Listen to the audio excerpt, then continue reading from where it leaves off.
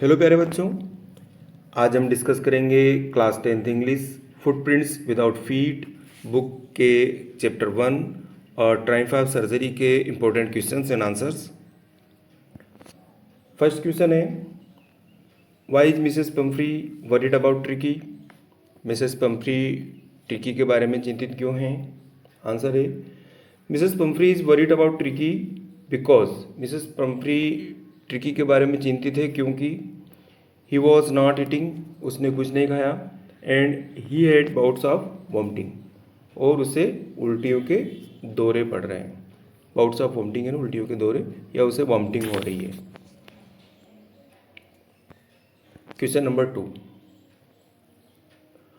Who does I refer to in this story. इस कहानी में मैं किसे प्रदर्शित करता है?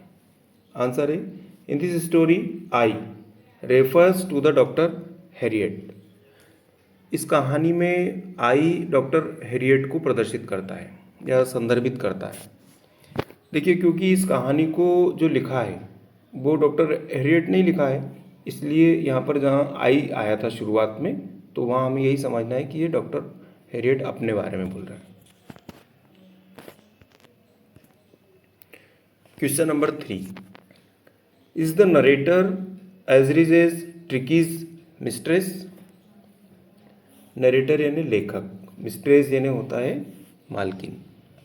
तो क्या जो लेखक हैं वे इतने धनी हैं जितने की ट्रिकी की मालकिन है? आंसर है नो, नहीं। The narrator is not as rich as Tricki's mistress. लेखक इतने धनी नहीं है जितनी ट्रिकी की मालकिन है। यहाँ पर एक ध्यान रखिएगा, यदि नरेटर की जगह डॉक्टर हैरियट भी आता है तो भी आपको यही आंसर करना है। यहाँ पर भी फिर डॉक्टर हैरियट करना पड़ेगा।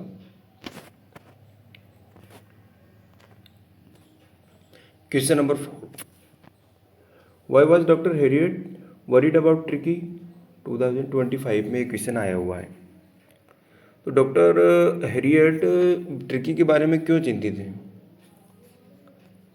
क्यों चिंतित थे? आंसर है, doctor Harriet worried about tricky. Doctor Harriet tricky के बारे में चिंतित थे बिकॉज क्योंकि मिसेस पम्फ्री हैड ओवरफीड हिम। जो मिसेस पम्फ्री है उन्होंने उसको बहुत सारा खिला दिया था। उस कारण से हुआ क्या था, ही हैड बिकम फैट, वह मोटा हो गया था, एंड अनवेल, और वह बीमार भी हो गया था। Question number 5, how does he treat the dog. वह कुत्ते के साथ कैसा व्यवहार करता है? ही की जगह पर यदि डॉक्टर हैरियट भी आ जाता है तो भी यही आंसर करना है आपने। यह क्वेश्चन इस तरह से भी आ सकता है कि how did the narrator cure tricky. मतलब जो लेखक है उन्होंने ट्रिकी का कैसे इलाज किया। अब यहाँ पर भी वही है, नरेटर की जगह ही भी आ सकता है या डॉक्टर हैरियट भी आ सकता है, तो भी आपको आंसर यही करना है। आंसर देखते हैं, the doctor does not give him any food. Doctor ने उसे कुछ भी खाने के लिए नहीं दिया, but plenty of water 2 days, लेकिन उसको 2 दिन तक क्या दिया? केवल पानी दिया। ही keep him on regular exercise, और उन्होंने उसको नियमित एक्सरसाइज करवाई या नियमित व्यायाम पर रखा। Question number 6, why does Mrs Pomfrey think the dogs recovery is a triumph of surgery. जो मिसेस पम्फ्री है उन्होंने कुत्ते को जो ठीक होना, उसे शल्य चिकित्सा की जीत क्यों लगा? उनको ऐसा क्यों लगता है कि यह एक शल्य चिकित्सा की जीत है या चिकित्सा की जीत है? यही क्वेश्चन इस प्रकार से भी आ सकता है, in the end of the lesson Mrs Pumphrey says this is a triumph of surgery why. मतलब पाठ के अंत में मिसेस पम्फ्री कहती हैं कि यह चिकित्सा की जीत है।